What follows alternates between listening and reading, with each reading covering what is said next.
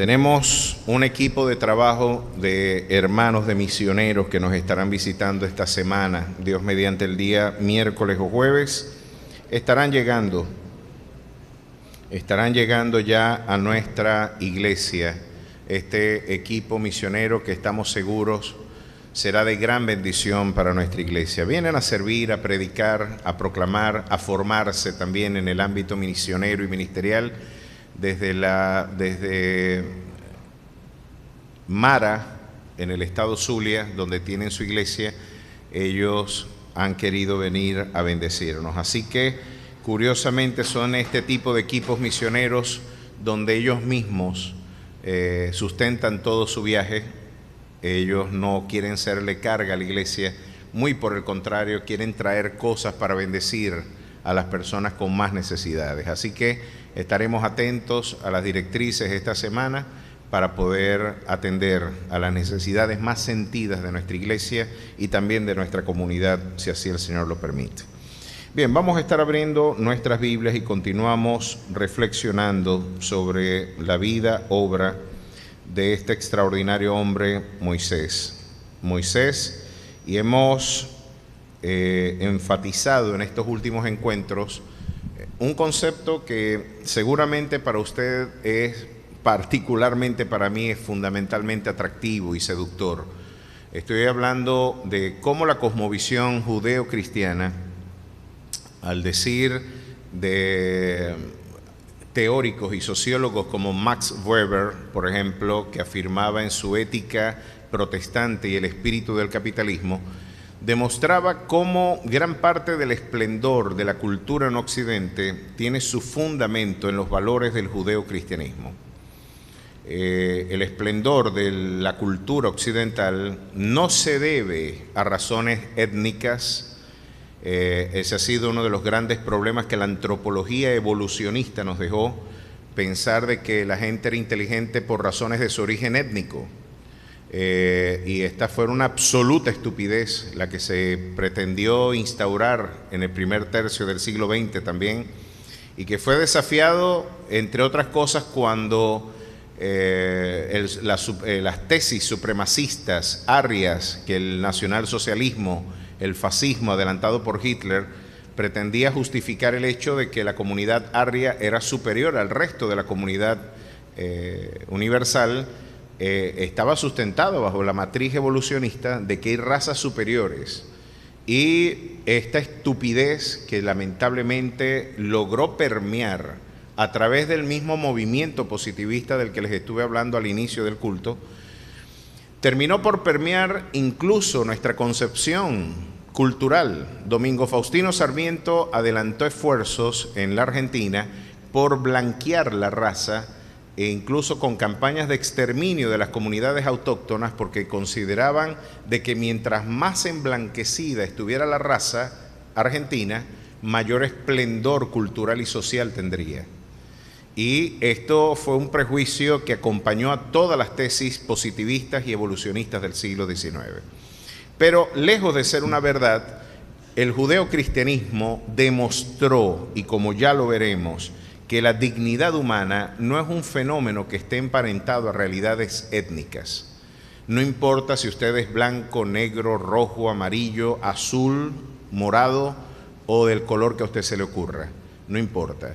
Sea del color que usted tenga, usted lleva la imagen y la semejanza, la impronta de poder llevar la imagen y semejanza nada más y nada menos que del Rey de Reyes y Señor de Señores. Así que usted puede decir con absoluta confianza, eso aludirá a otra gente, pero el racismo como un testimonio de ignorancia, porque para ser racista hay que ser ignorante y hay que ser una muy mala persona en todos los sentidos, y además de eso ignorante, usted puede verlo. El racismo es una idea que viene del infierno mismo, para segregar, para discriminar. Incluso quizás lo más lesivo del racismo tiene que ver esencialmente con el endorracismo, con la vergüenza étnica de ser quien se es. Yo creo que ese es el nivel superior de lesión que Satanás persigue. No lo que la gente dice, sino lo que yo me creo. La autopercepción como criterio de la construcción de la identidad. Pero bueno, más allá de esto, el judeocristianismo nos enseñó el esplendor y las grandes instituciones que hoy disponemos como nación, como cultura en Occidente, se las debemos sin duda alguna a los valores de nuestra espiritualidad. Habíamos visto cómo en otras ediciones de este encuentro, habíamos visto cómo el 87% de los premios Nobel de Ciencia, los premios Nobel de Ciencia desde 1901 hasta el año 99, el 87% de los premios Nobel importantes de ciencia fueron conferidos a personas de origen protestante y a personas de origen judía. El 13% restante se lo están debatiendo algunos agnósticos y ateos. Tenemos la impresión de que la ciencia es un tema de ateos y de agnósticos, otro prejuicio que el cientificismo del siglo XIX nos había legado, la idea de que el ateísmo está emparentado al desarrollo tecnocientífico.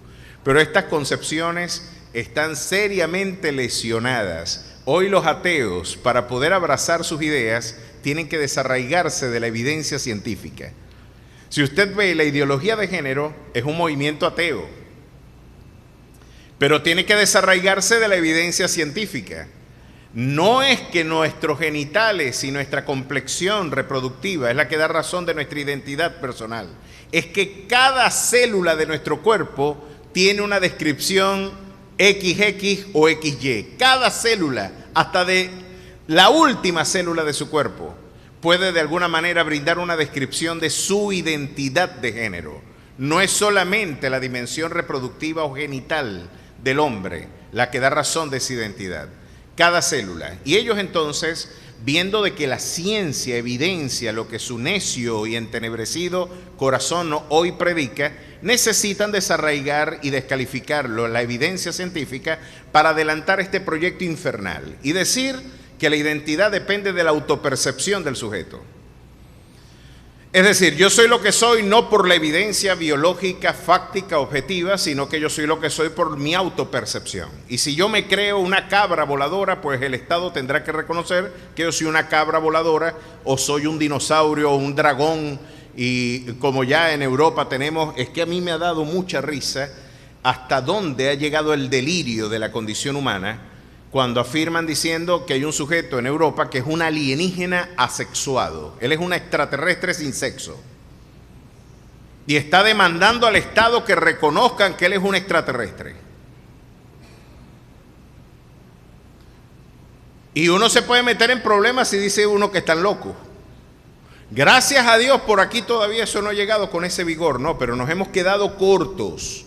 Yo me acuerdo que en el 2019... algunos me decían conspiranoico, está exagerado el pastor, estos temas como que por qué hablarlos tanto y por qué haberlos advertido. Otros creían que teníamos una campaña contra los homosexuales y las lesbianas, confundiendo nuestra impugnación de la ideología de género como si tuviéramos una cacería de brujas contra la comunidad gay. No, no, no. La homosexualidad y el lesbianismo son pecados. Pero a mí me tiene sin cuidado lo que la gente haga con su vida privada. La Biblia dice, el que es puro, santifíquese más. Y el que es inmundo, sea más inmundo todavía. Haga con su vida y viva, porque el único cielo que va a vivir el impío es el que está viviendo ahorita. Así que si no tienen agenda buscar a Dios, disfrute lo poquito que va a disfrutar, porque espera una eternidad de condenación sin Cristo. Yo no me interesa explorar la vida privada de la gente. Yo anuncio lo que el Evangelio afirma, pero esto va más allá de ser una cacería de brujas contra los homosexuales o las lesbianas, no. O los 110 géneros que las Naciones Unidas proponen. Estamos ante un fenómeno cultural que, como bien advirtió Chesterton, el hombre del siglo XIX y del siglo XX abandonó la fe y el hombre de la posmodernidad abandonó la razón. Abandonaron a Dios y terminaron en conductas irracionales. ¿Cuál es la alternativa que yo tengo de no ser cristiano? Supongamos que usted me dice, yo no quiero ser cristiano, yo no quiero vivir como un cristiano, yo no quiero abrazar los valores de la espiritualidad cristiana. Pero la pregunta que uno podría hacerse de manera muy objetiva, y creo que tiene un carácter académico incontrovertible: ¿qué alternativas me brindas entonces frente al cristianismo? Si Cristo no es el Redentor, si la cosmovisión consagrada en este libro no es la verdadera, yo me pregunto esto. Supongamos que sea verdad lo que dice Darwin y lo que dijo Marx, de que nosotros somos el proyecto de evolución dialéctica de la materia en desplazamiento histórico.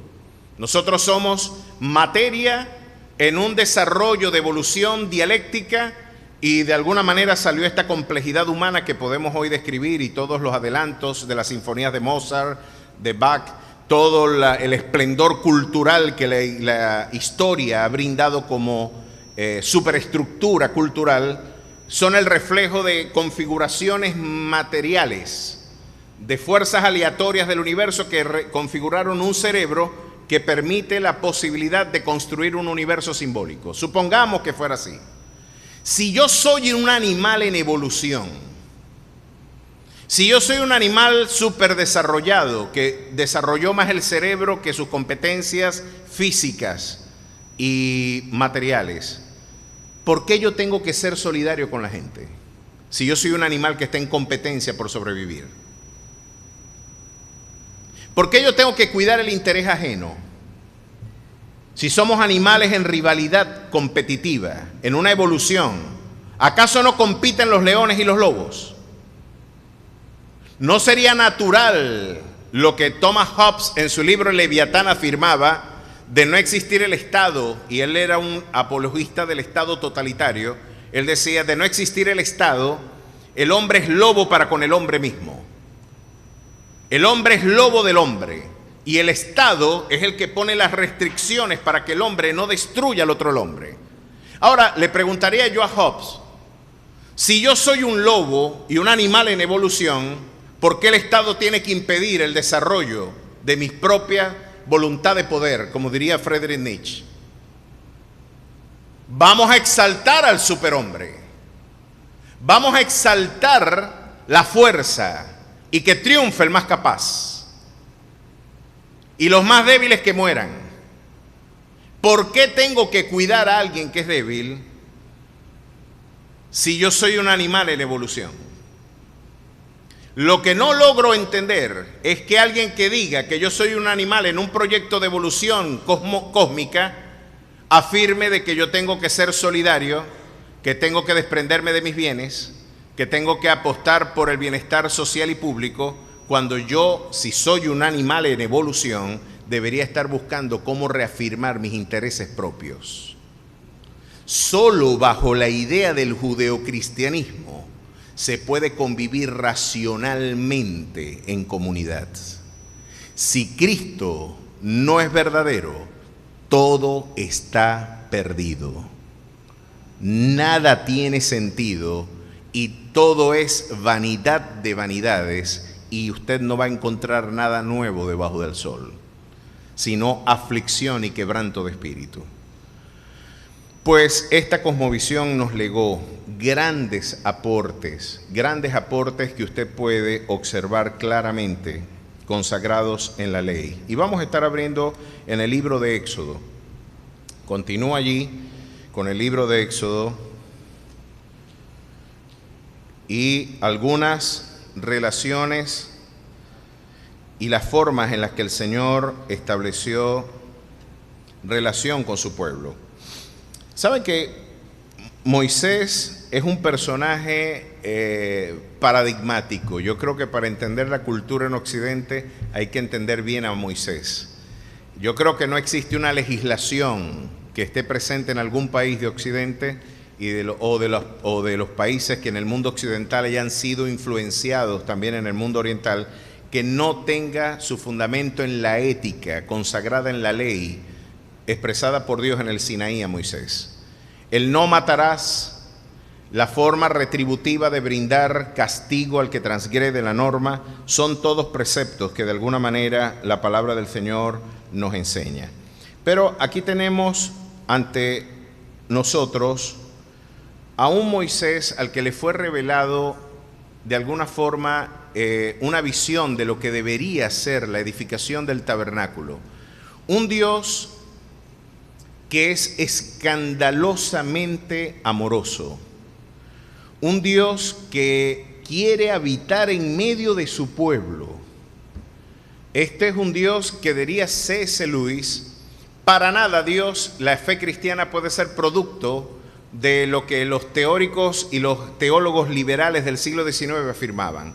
Es el agregado mítico del folclore hebreo.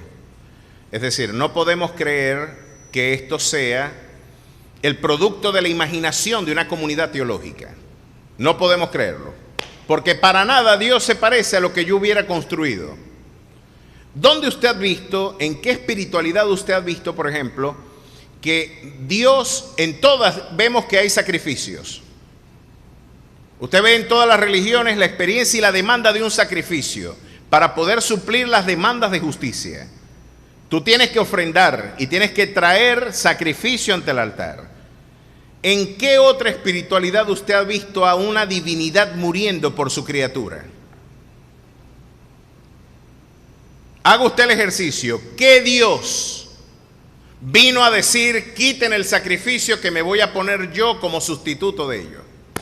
Eso es un tema que no lo va a conseguir en términos etnográficos, antropológicos. Algunos quieren ver en Osiris y en algunos cultos de la cuenca mediterránea una reminiscencia de este aspecto, pero nunca jamás usted verá a un Dios que está diciendo: yo voy a asumir el precio de mi ira y voy a hacerme a mí mismo objeto propio de mi propia ira para yo poder redimirles a ustedes de condenación.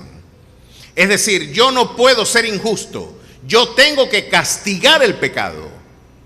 Yo soy un Dios de justicia y la paga del pecado es muerte. Yo no puedo dejar de ser justo, y si ustedes transgredieron la ley, van a tener que pagarla. Pero como yo soy justo y no puedo dejar de ejercer justicia, tengo que ofrecer, porque sin derramamiento de sangre no se hace remisión por el pecado. Pues no se preocupen, yo voy a asumir el lugar que a ustedes les corresponde. Yo voy a hacerme el juez y el reo al mismo tiempo. Esto es inverosímil. Esto ni en una obra de ficción se hubieran imaginado la idea de un Dios asumiendo este riesgo, asumiendo este desproporcional amor por su criatura, aún injustificado, porque alguien podría decir: no hay razón, porque este es un amor que excede a todo conocimiento. A su nombre sea la gloria. Vimos cómo la ciencia no se pudo haber formado en la cultura budista, en la cultura hinduista, en la cultura aún del Islam. La ciencia, tal como la conocemos nosotros, de velocidad es igual a espacio sobre tiempo, energía es igual a la masa por la velocidad de la luz al cuadrado, la posibilidad de yo poder traducir en vocabulario formal y matemático los fenómenos del universo, son una concepción que le fue propia a la perspectiva y cosmovisión bíblica de la vida.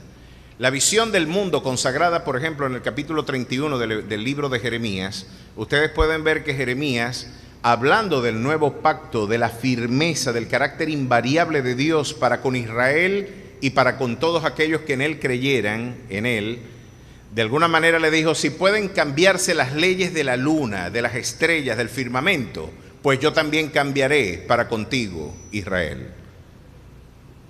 Ese carácter invariable de la naturaleza del orden cosmológico, esas pautas regulares, donde usted puede ver que hay una regularidad uniforme, es invariable el comportamiento de los fenómenos.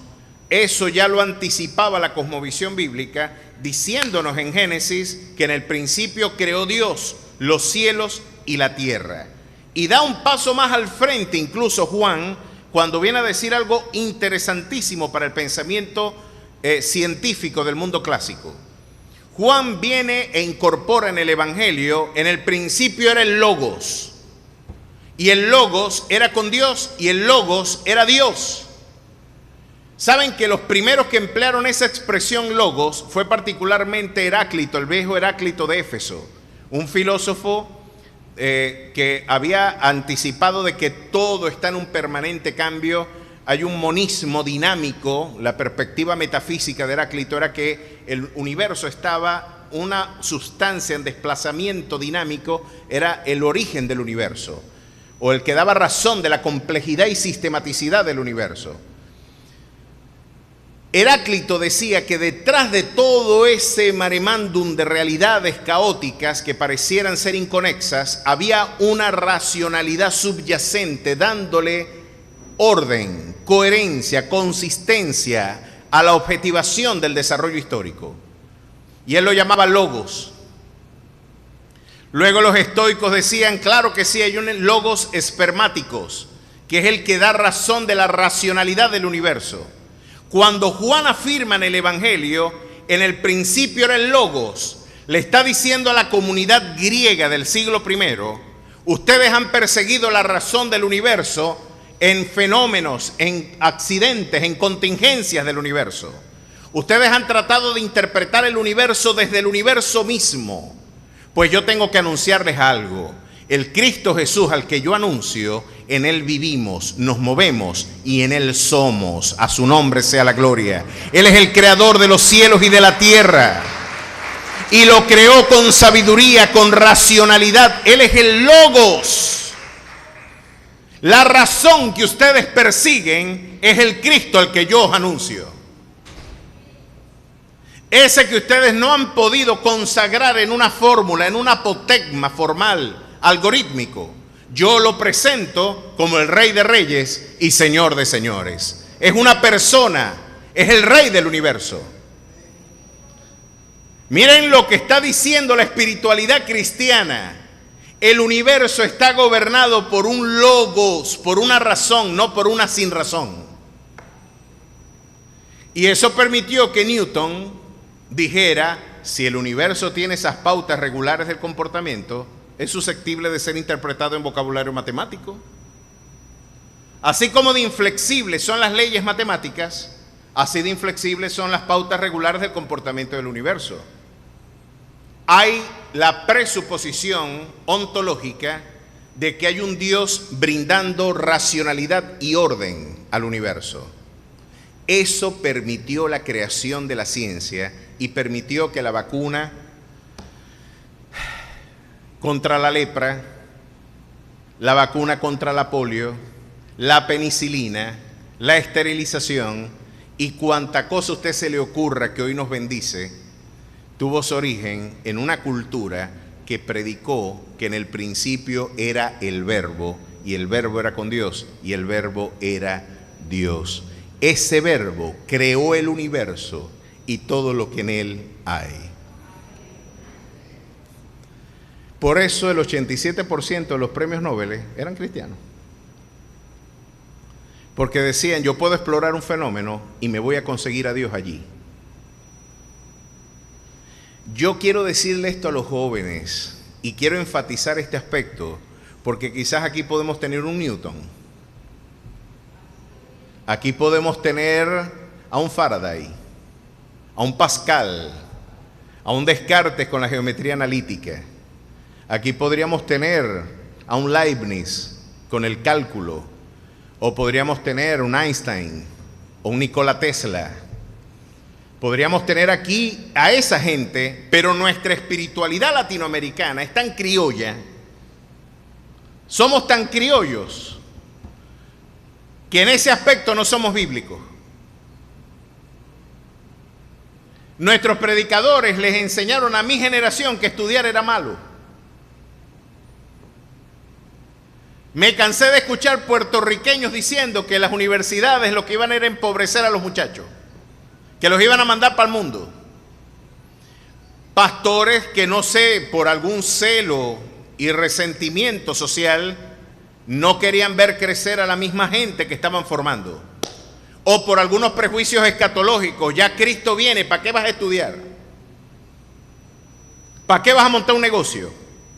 Si ya Cristo viene. ¿Y cuántos acá Levanten las manos los que escucharon esto para que no digan que yo soy embustero. Pongan la cámara para allá para que vean que yo no estoy diciendo mentiras. Me cansé de escuchar eso, muchachos. Y si Cristo viene, ¿para qué vamos a estudiar? Que te consiga trabajando. No, estoy en una hamaca esperando que Cristo venga. Pues te vas a quedar, porque él, creo que con los vagos dice que el que no provee para los suyos ha negado la fe y es peor que un incrédulo. Y se quedaron generaciones. ¿Y tiene la culpa la Biblia?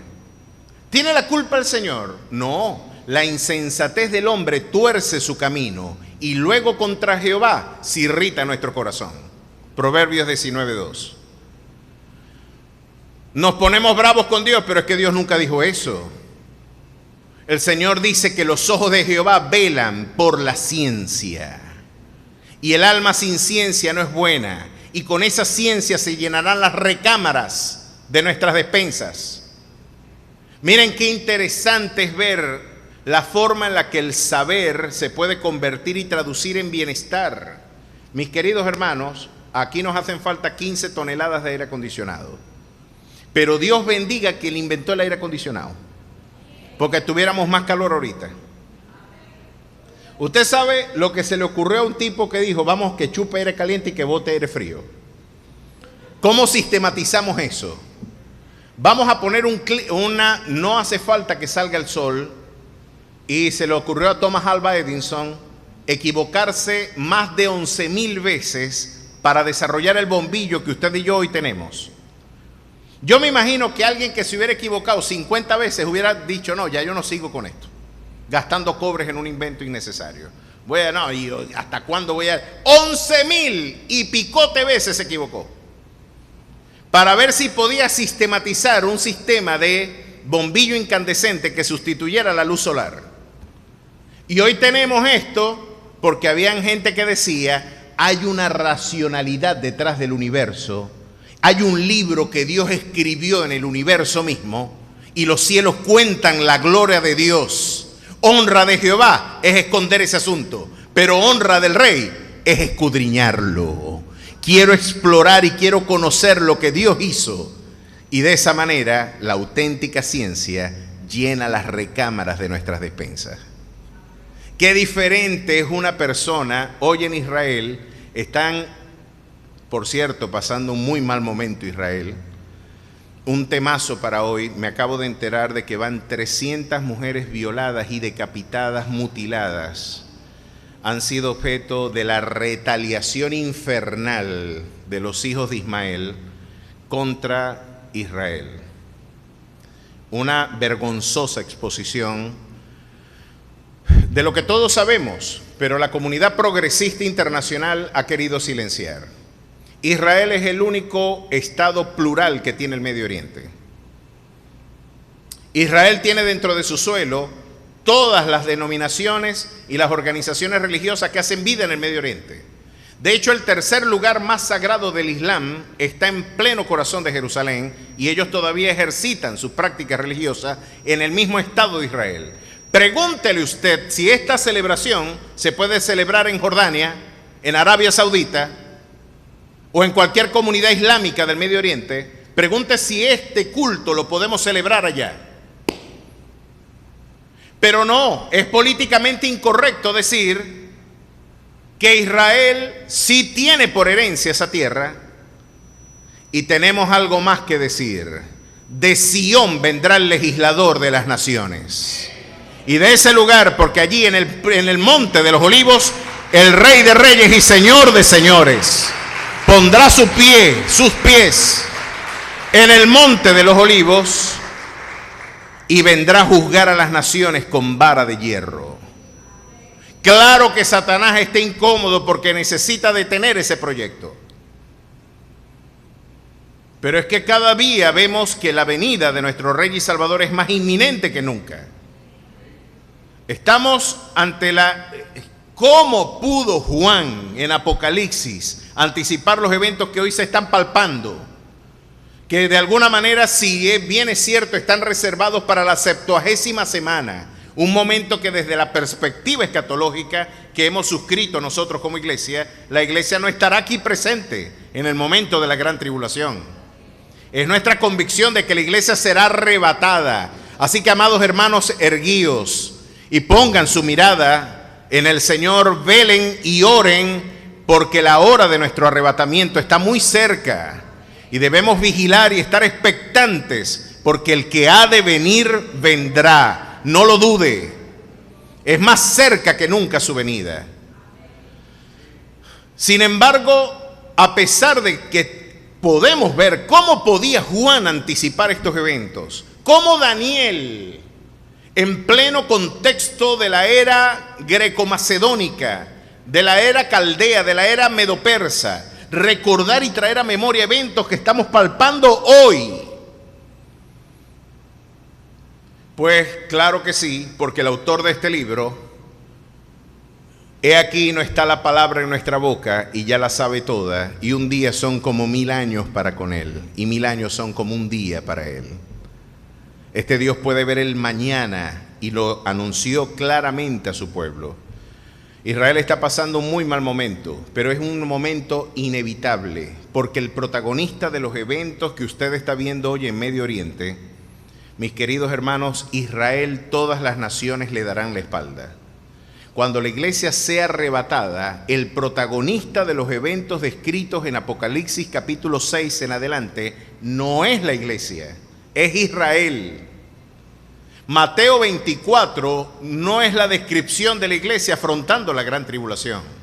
Mateo 24, Apocalipsis 6 en adelante, es la descripción del pueblo de Jacob afrontando el duro quebranto que Jeremías anticipaba, que Zacarías anticipó también, y ese pueblo al que Dios juró con la misma firmeza que dijo que las leyes de las estrellas y de la luna, de los cielos y de la tierra no cambiarían.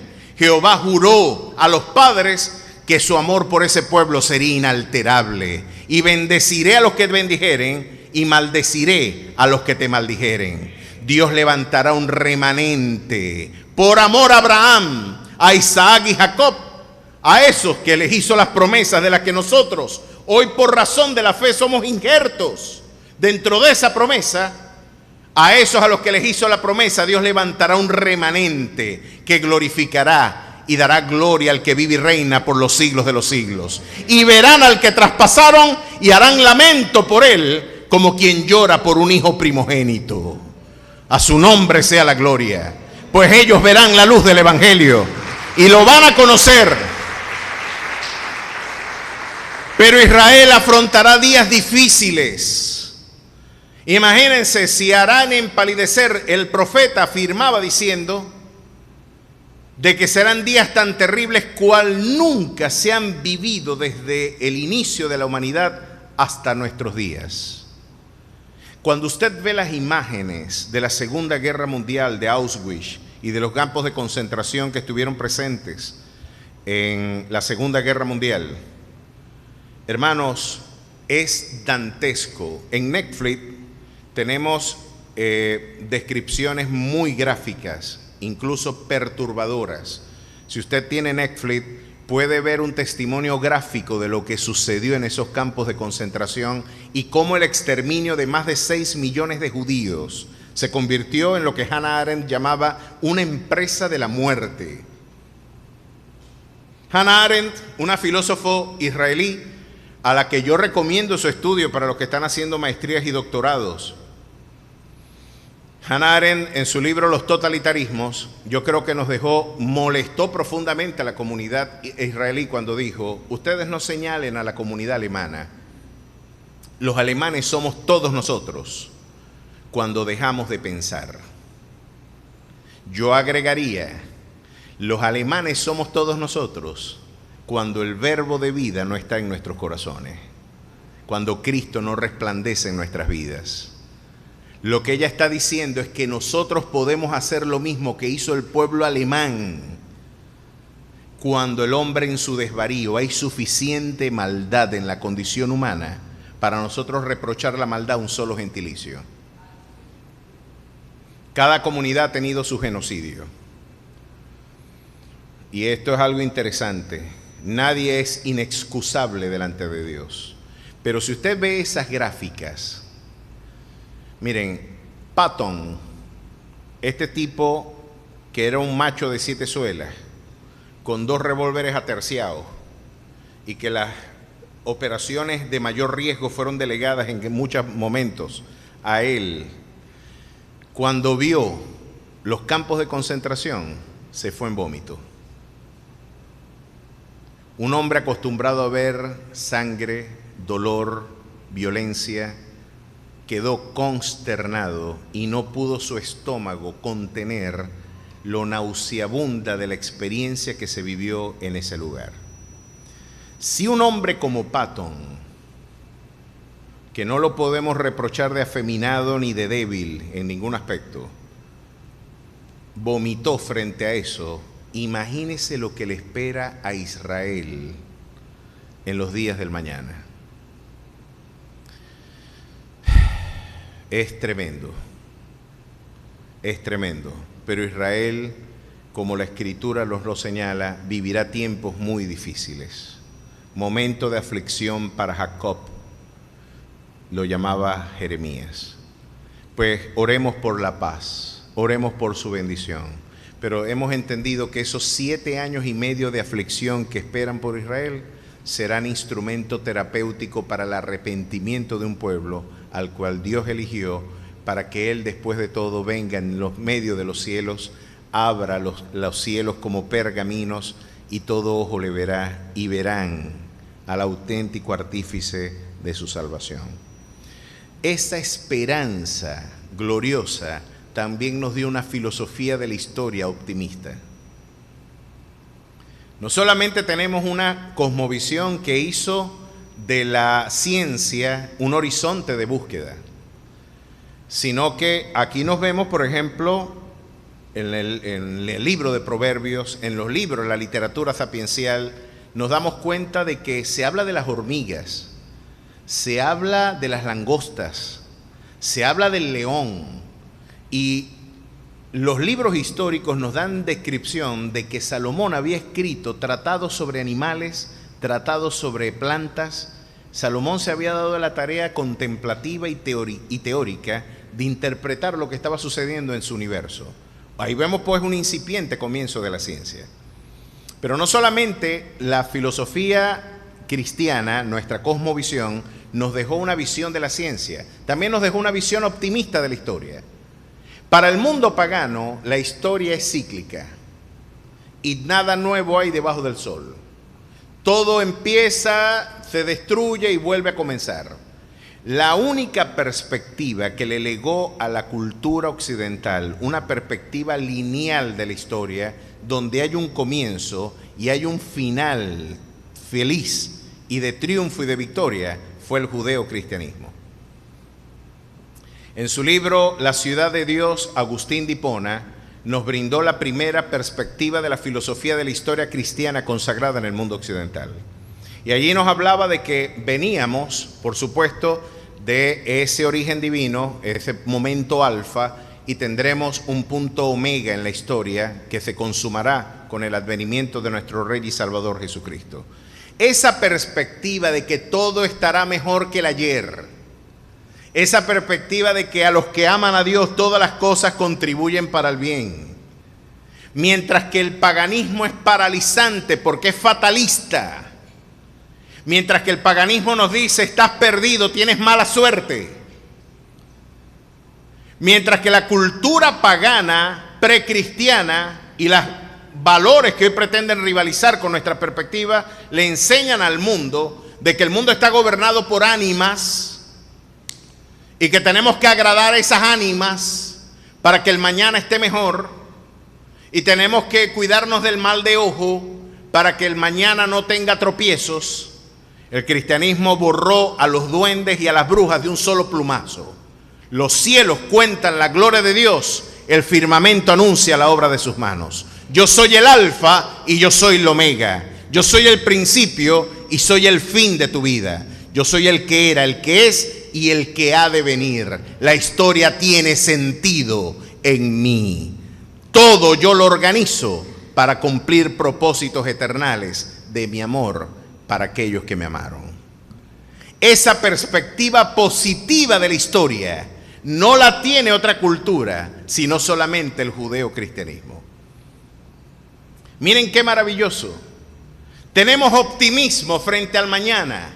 La idea del progreso, la idea de que todo estará mejor que ayer, es porque la perspectiva bíblica nos legó ese testimonio histórico.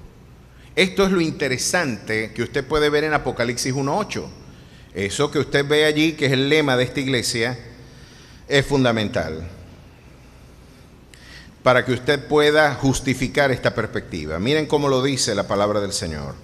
Y aquí Jesús está hablando: yo soy el alfa y el omega. ¿Qué es el alfa y el omega? ¿Por qué esta iglesia se llama así?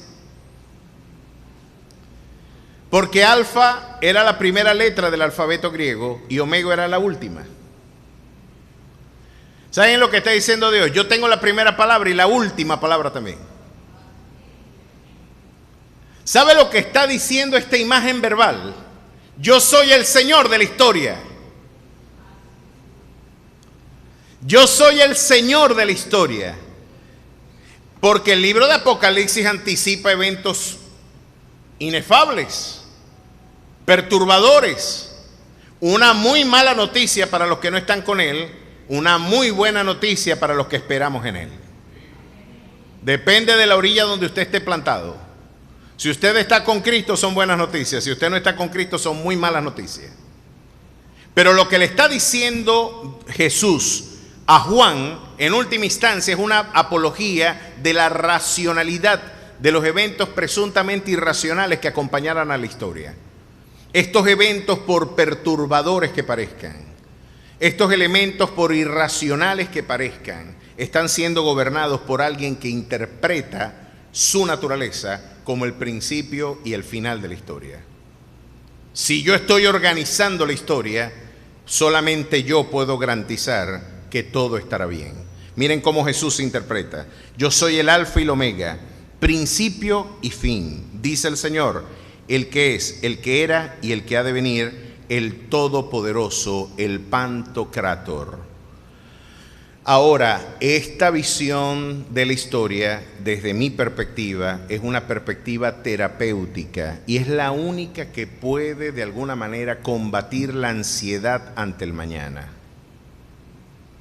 Mis queridos hermanos, yo creo con todo mi corazón que gran parte de la disfunción emocional de la iglesia, de los periodos de ausencia de salud psicológica y emocional que muchos de nosotros afrontamos, es por no haber entendido este principio. Por no haber atesorado quizás con absoluta convicción esto que para muchos puede ser un contenido de conciencia, pero esta verdad ha transformado tu vida.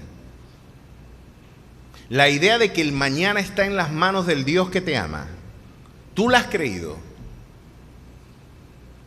Porque nuestra ansiedad es el reflejo y la desconfianza o el desconocimiento de que Dios está gobernando el mañana. O peor aún, como diría Timothy Keller, la ansiedad que usted atesora en su corazón es el reflejo de que usted no está de acuerdo con lo que Dios está haciendo. ¿Será que no te gusta que Dios elija? ¿Será por eso que nos inventamos lo de la declaración positiva? Porque necesitamos darle órdenes a Dios y contradecir a Dios. Vean, yo creo que la oración, dicen la oración cambia a Dios. Yo creo que la oración a quien cambia es a mí. Dios no necesita cambiar. Es una absoluta presunción, ignorancia supina pensar que tú tienes que hacer que Dios cambie de opinión. Un sujeto que se interpreta y se anuncia como el principio y final de la historia, como el alfa y la omega de la historia, como el que era, el que es y el que ha de venir. No importa el tiempo verbal que usted emplee, Él está presente en cada estamento del tiempo. Tú le vas a dar consejo a Él y que Él después de todo diga: yo soy el Todopoderoso, el Pantocrátor. Hermanos, Gran parte de nuestro quebranto es por el analfabetismo espiritual, el desconocimiento de la naturaleza divina. Como decía el apóstol Pablo, para vergüenza vuestra los digo, algunos de vosotros no conocéis a Dios. Mientras más adulta, mientras más macerada, mientras más medite usted en los atributos divinos, usted necesita conocer a Dios, necesita meditar en sus atributos, en su naturaleza. Hemos hecho un énfasis desmedido en nuestro ministerio en afirmar un aspecto incontrovertible de la naturaleza divina, que es su soberanía. Mis queridos hermanos, porque la respuesta del gobierno de Dios, nuestro Dios, es la respuesta integral a la administración de nuestro mañana. A mí me trae mucho consuelo saber que mi mañana está en las manos de unas manos horadadas por amor por mí. De que todo lo que viene en el mañana, lejos de ser una arbitrariedad, de ser el producto de un Dios errático, porque ese era el Dios del paganismo. El Dios del paganismo, usted podía amanecer Zeus bien hoy y mañana amanecía con la libido alta y violaba a todas las mujeres del pueblo. Y Zeus venía y amanecía con la libido alto y bueno, y venía y visitaba y violaba mujeres y se iba después para Olimpo y tenía ya, y él no tenía una norma moral que seguir, él no tenía una naturaleza invariable. Él era un Dios tan arbitrario como los que lo crearon. Era un Dios parecido al pueblo que lo formó, pasional, corrupto. Ese fue uno de los reproches que Jenofonte le hizo a la cultura mitológica griega. Son antropomorfismos, es una proyección de tu miseria, la conducta de los dioses a los que ustedes le rinden culto. Este Dios no. Este Dios es soberano. La oración me cambia, es a mí. Yo necesito orar porque mi corazón rebelde, contumaz, adúltero, un corazón que de alguna manera quiere estar en abierta rebelión para con la voluntad divina, un corazón que necesita ser ejercitado en la disciplina de poder presentarse como sacrificio vivo, santo, agradable ante su Dios, necesita ser transformado por el poder de su presencia. Yo necesito que Dios transforme mi corazón para que después de todo yo, con actitud de siervo, no imponga mi voluntad a Dios, sino que la voluntad de Dios se haga en mi vida. Usted no es siervo cuando le quiere dar órdenes a Dios. Usted se cree el soberano de la historia. Y tengo que decirle y recordarle a esa iglesia mayamera que el Dios al que nosotros anunciamos no comparte su gloria con nadie. Él es el Rey de Reyes y Señor de Señores. Él es el Alfa y Él es la Omega, no nosotros. Es muy lamentable esta infantil y caricaturesca versión que el mundo neocarismático nos ha dejado, ¿vale? Esta lamentable versión nos ha dejado ante una espiritualidad neurótica y neurotizante. Si usted abraza la idea de que Dios es errático y Dios usted lo puede cambiar de opinión, usted no conoce al Dios de la Biblia. Y si usted no adora al Dios de la Biblia y adora esa realidad carismática o neocarismática más bien, usted lamentablemente es un idólatra, porque está adorando un Dios falso. El Dios de la Biblia es Dios soberano. Y solamente bajo la perspectiva de su gobierno providencial podemos ver la historia desde una perspectiva lineal, ascendente y progresiva. Todo está bien porque Él está gobernando las circunstancias con motivos de amor y sus propósitos eternos son los que tendrán cumplimiento. ¿Puede ver lo que nos deja la perspectiva y la cosmovisión cristiana? Vamos a ver qué nos dice también, interesantemente, de las finanzas, porque esto es un concepto, oye, que ha traído tantos problemas para nuestra proyección social, porque uno de los grandes reproches que, por supuesto, usted ve algunos de los televangelistas predicando, por ejemplo, hermano, yo quiero que ustedes oren por mi avión privado. Y el televangelista pone a vender pastelitos a la hermana de la iglesia y pone a vender refrescos, tisanas, gelatinas para comprarle el avión al apóstol. Y están todo mundo enfrascado en ver cómo cumplimos el sueño del siervo de Jehová, del ungido de Jehová, que necesita un avión el niño para ir por el mundo. Porque el siervo de Dios, si es siervo de Dios, no puede estresarse. Si se estresa, pierde la unción. No puede tener ningún tipo de estrés, porque si está estresado, la unción se retira de su corazón. Esta perspectiva vergonzosa pues se ha divulgado mucho, y claro que cuando alguien escucha eso y tiene 4 dedos de frente, meterá dentro del mismo saco a todos los pastores. Dirán, ya le hará falta poco como me dicen a mí, el gringo de la calle del Sol. Otros dicen que soy italiano. Supieran, soy maracucho. El maracucho de la calle del Sol para pedir una avioneta. Dios, un calembe carro, todavía no lo he podido reparar. No vamos a poner a pedir una avioneta. Sin embargo, nos meten dentro del mismo saco. Nos meten dentro del mismo saco y podrían alguien decir, Jorge habla de finanzas, porque después de todo el crecimiento económico de Jorge depende del crecimiento económico de la iglesia. Y alguien podría sacar ese cálculo y poder inferir que la forma en la que los predicadores hablamos de estos temas vienen a ser un factor de interés para el magisterio de la iglesia, es porque tenemos intereses económicos con la iglesia. Pues es importante que la iglesia sepa que para los que han creído y para los que han sido auténticamente llamados a predicar el evangelio, no hace falta el dinero de la gente para llevar a cabo este propósito. El Dios que llama es el mismo Dios que invita es el mismo Dios que paga. Y uno de los grandes errores que ha tenido la administración de la iglesia es pensar de que en este caso los obreros son empleados de la iglesia. No, los obreros son empleados de Dios. Y cuando la iglesia va maltrecha y cuando las cosas no salen bien, Dios se encarga de los suyos. Porque no he visto justo desamparado, ni su simiente que mendigue pan. Ahora, que la Biblia habla de finanzas, claro que sí. Que muchos movimientos sectarios hoy han manipulado con el tema de las finanzas, también es cierto. Yo, por ejemplo, tengo particularmente un abierto debate y una impugnación abierta. Usted dirá, ¿por qué usted habla de Enlace así y de Jonás González? ¿No es inmoral que usted traiga en el púlpito el nombre de un hombre de Dios que está llevando a cabo una labor? ¿Por qué usted tiene que hablar con nombre y apellido de ese hombre? Bueno, porque la Biblia habla con nombre y apellido de los que han violentado la verdad del evangelio. ¿O usted no ha leído cuando Pablo llamó a Alejandro y les dijo que los entregó a Satanás para que aprendiesen a no blasfemar?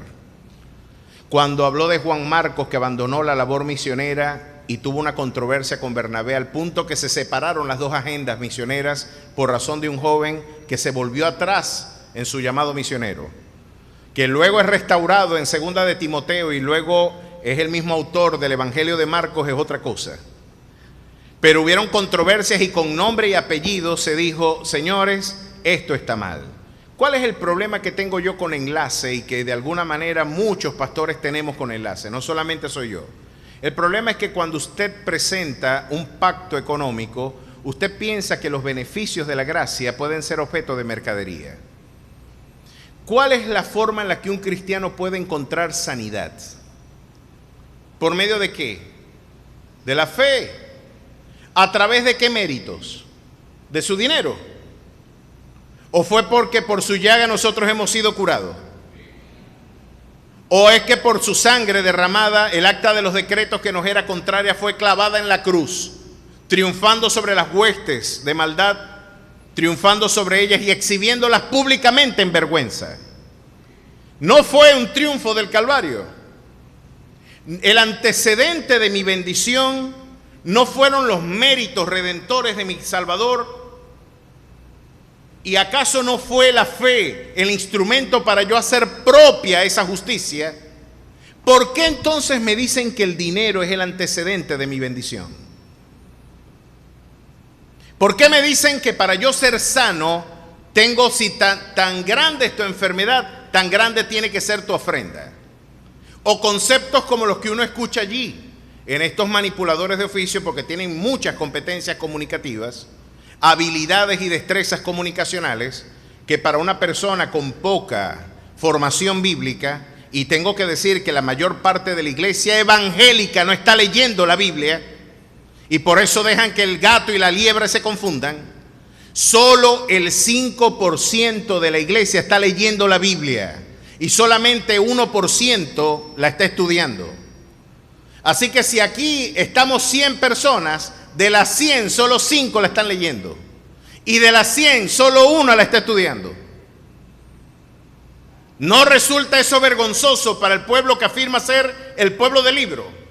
Y si después de todo usted no abre este libro, ¿cómo usted escucha la voz de Dios? Usted podría decirme en sueños y de manera audible. ¿Y cómo tú sabes, cómo rayos tú sabes si tu sueño es de Dios y si la voz que tú escuchas es de Dios?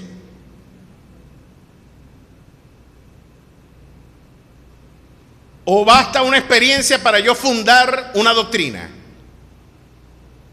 No hace falta la Biblia.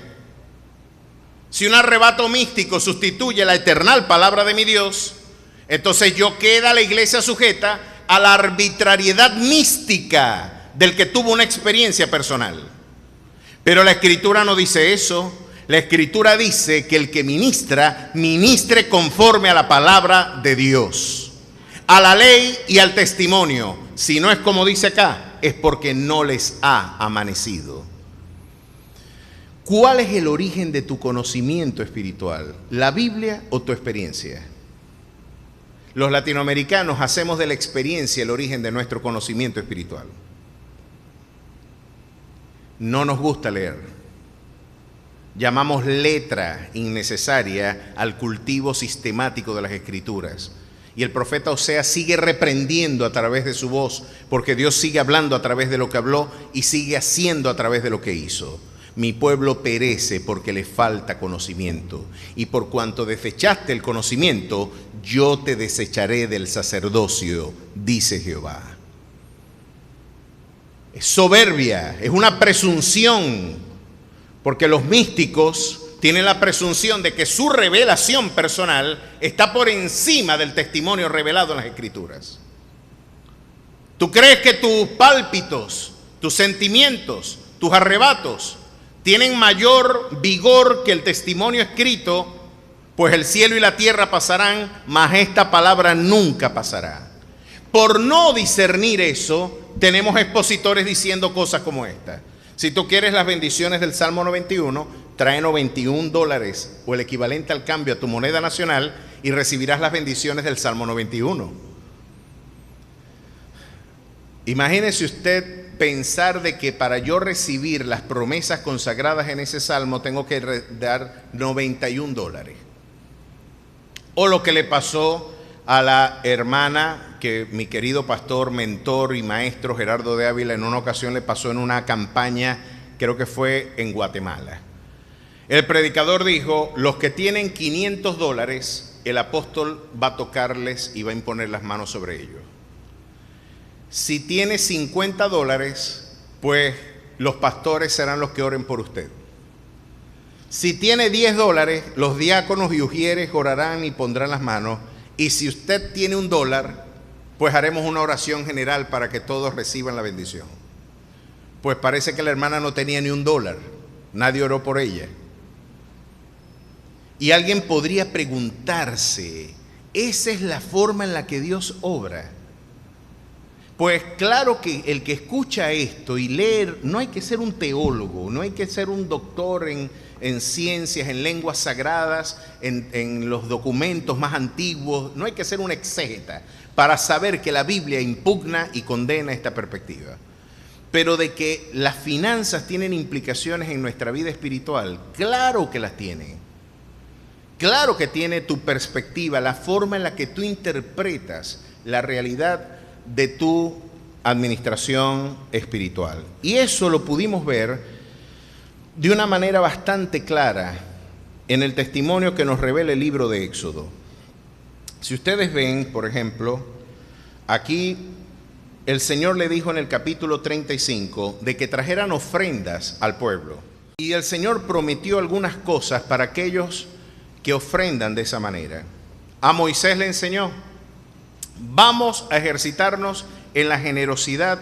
Y mire lo que le dijo. Y habló Moisés a toda la congregación de los hijos de Israel diciendo: esto es lo que Jehová ha mandado.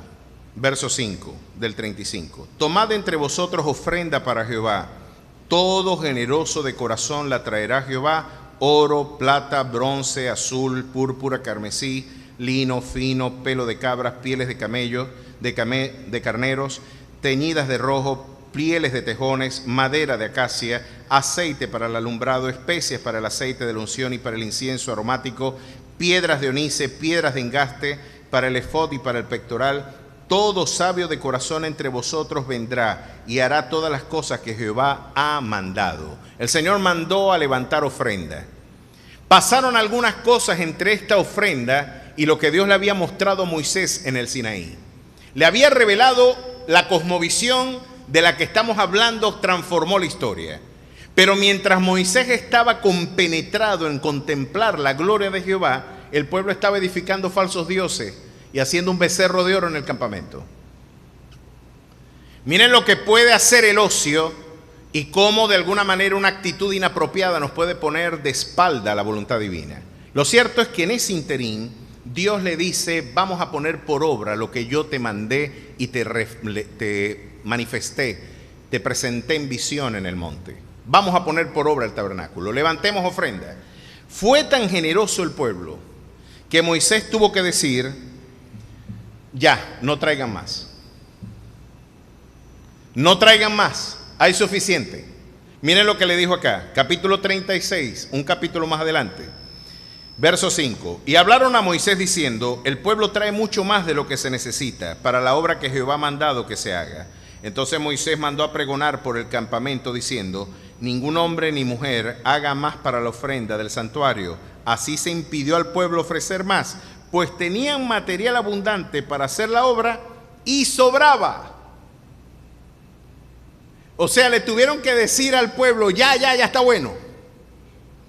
Claro, si hubieran tenido pastores avariciosos que están orando por avioneta, digan: no, tráiganlo todavía. Venga, traiga para acá, que el avión cuesta más. El avión, imagínate, ¿para qué te vas a comprar un avión, chico? Yo la verdad es que con todo respeto, no, el que escupe para arriba dicen que no le va muy bien, pero yo no creo que vaya a necesitar un avión más adelante. Por el amor de Cristo, un boleto de avión no te resuelve el problema. O no es una necesidad de ostentación innecesaria,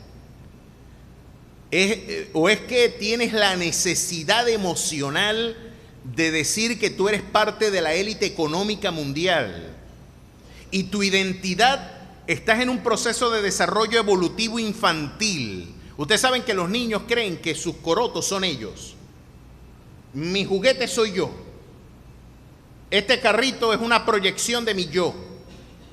Pues el materialista está anclado a un periodo de desarrollo evolutivo infantil. Él cree que el carro es él. El Ferrari soy yo. El avión soy yo. La billetera soy yo. El materialismo es una forma de desarrollo psicológico infantil. El cristiano maduro dice: yo soy lo que soy, es por la gracia de mi Dios. Y soy real sacerdocio, nación santa y pueblo adquirido por Dios. Si usted cree, fíjense, esto es algo terrible, porque imagínate, por eso es que se suicidan algunas personas. Si tú pierdes todo, que eso es posible. Yo creo que el prólogo de Job deja muy en claro muchas cosas. Ese es un prólogo que hay que leer entre líneas. Tengo 1200 páginas escritas sobre ese libro.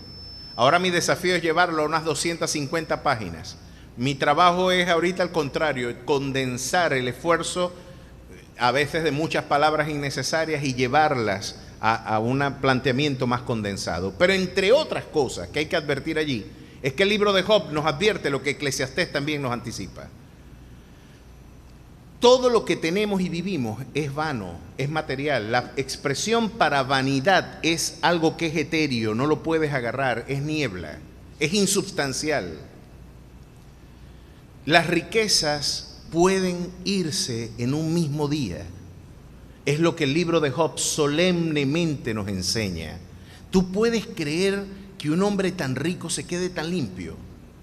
¿Usted sabe qué es mudarse de los Orumos para las Tenerías? Mudarse de los Orumos, mudarse de Santa Ana, del este de la ciudad, al lado más oeste, allá en las Tenerías, donde están las personas, que en el vertedero de la ciudad, pues. Ahí se mudó Job. Después de ser el patriarca más rico. Miren lo que la visión de las finanzas de la literatura bíblica nos está enseñando. Algo que hoy los economistas clásicos austríacos han tenido que reconocer en sus investigaciones independientes. Más allá del arraigo de las tradiciones reformadas, se tiene que concluir que incluso el dinero no es riqueza. Diría en este caso teóricos como Hayek y como el mismo Rothbard y los teóricos de la escuela austríaca. El dinero no es riqueza. El dinero es un instrumento de canje. Y un mal movimiento económico global puede poner en crisis todo lo que tú has acumulado. Es increíblemente vulnerable la condición del hombre. No solamente la económica, también la física.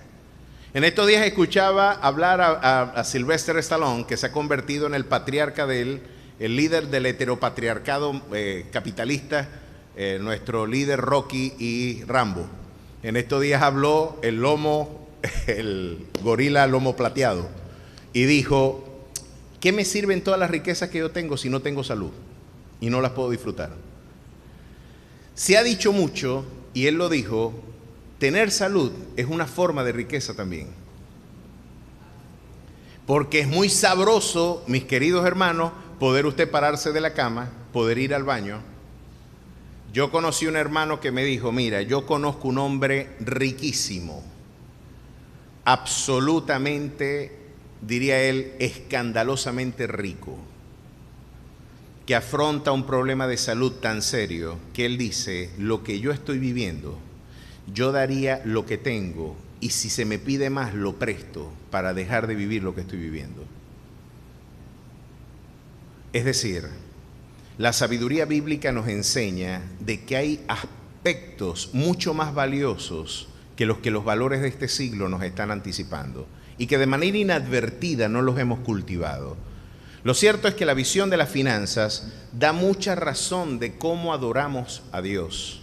El anclaje material da razón de cómo adoramos a Dios, porque después de todo Jesús había anticipado en el Evangelio que el otro Dios con el que debatía el culto a Jehová era con Mamón, el Dios de este siglo, el Dios más cultivado por esta cultura, que es el dinero.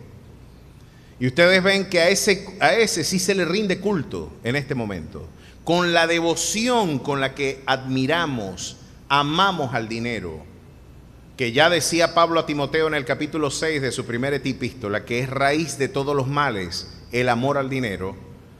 De alguna manera hoy podemos dejar ver que si nuestro corazón no es correcto para con Dios, vamos a tener dificultad en interpretar la visión de las finanzas. ¿Por qué los pueblos que abrazaron este libro son prósperos? ¿Usted no se ha dado cuenta que los países reformados son ricos? Esto reciente, y claro, me escuchará un católico y dirá y crujirá los dientes: sí, porque tú eres protestante y eres reformado, pero ¿quién puede negar que Alemania no es más próspera que Italia? ¿Quién puede negar que Noruega, Suecia, Finlandia no es más próspera que Portugal? ¿Quién puede negar que Inglaterra es más próspera que Grecia? ¿Quién puede negar que Estados Unidos no es más próspero que México? ¿O que Canadá es más próspero que Argentina? Es verdad. Ahora, ¿por qué? ¿Por qué ellos son catiritos? ¿Será porque son catires? Y Guzmán Blanco había dicho que había que blanquear la raza venezolana. Y Pérez Jiménez había dejado entrar los barcos yo digo argentinos, porque decía Facundo Cabral, los venezolanos, los brasileños, los colombianos vienen de los indígenas, de los negros y de los aborígenes. Los argentinos vienen de los barcos. Y usted ve un equipo de fútbol argentino, Escososa, Messi, Batistuta, ¿verdad? Canilla, y todos son italianitos recauchados. O sea, no tienen pinta de criollos ninguno. Bueno, pero es que esto fue una política de Estado que se adelantó tanto en la Argentina como en el gobierno, particularmente de Pérez Jiménez. Nosotros fuimos el final de la diáspora para muchos pueblos en la Segunda Guerra Mundial. Pero se tenía la presuposición que blanqueando la raza íbamos a optimizar el desarrollo tecnocientífico. ¿Es por razón étnica o es por razón espiritual? El tema es que muchos de esos pueblos llegaron con perspectivas que nuestros pueblos no tenían, porque mientras nosotros estábamos pensando en el mal de ojo, ellos estaban inventando vacunas y estaban inventando antibióticos que permitían brindar una resistencia frente a los embates de las enfermedades que estaban diezmando la población europea. Mientras nosotros estábamos aquí pensando que el sereno y el cuchillo al sereno podía modificar metafísicamente una planta cuando la contamos, allá estaban inventando bombillas y estaban inventando locomotoras y estaban inventando motores full injection y estaban inventando otras cosas que eran objeto de interés científico, porque este libro les había dicho de que se podía explorar el libro de la naturaleza. Pues, mis queridos hermanos, esos pueblos reformados fueron prósperos. Decía David Rockefeller y Hershey. ¿Usted ha escuchado a Hershey, el de los chocolates muy sabrosos? Mi compadre, ese chocolate blanco con pepitas negras, eso es otro nivel. Espectacular, naguará. Eso en verdad es una tentación enorme. Hershey y Rockefeller, lo mismo que la misma gente, en este caso de la gente de Rockefeller y la gente de Palmolive y gran parte de este Procter & Gamble, fueron personas que entendieron, y dijo en una ocasión Rockefeller: yo nunca hubiera ofrendado mis diezmos, nunca los hubiera llevado al alfolí si mi madre no me hubiera enseñado a diezmar cada dólar que a mí me entraba. Mi mamá me enseñó que si yo recibía $1, tenía que llevar al alfolí el diezmo de mi ganancia. Yo nunca hubiera ofrendado al ganar $1 millón si primero no hubiera aprendido a ofrendar cuando estaba ganando $1. Porque alguien podría decir: ¿y por qué tengo que hacer eso? Nosotros a principios de años estuvimos hablando de la realidad financiera y estuvimos hablando de cómo el diezmo, de alguna manera, en el nuevo pacto no tiene el carácter punitivo que tenía en el antiguo pacto. Es decir, yo no puedo manipularlo a usted. Usted no trajo el diezmo y Dios lo va a castigar y le va a caer a usted la sirimba encima y usted está... No, ya va. Hay responsabilidad financiera y a usted le va a ir mal si usted no trae el alfolí de lo que de gracia Dios le ha dado a usted. Voy a poner eso en vocabulario bíblico, porque no hacía falta que Moisés lo impusiera como estatuto legal para el pueblo, para que ya se convirtiera en un criterio de ofrenda para el pueblo, porque ya Abraham y Jacob habían puesto el diezmo como criterio para ofrendar a Dios.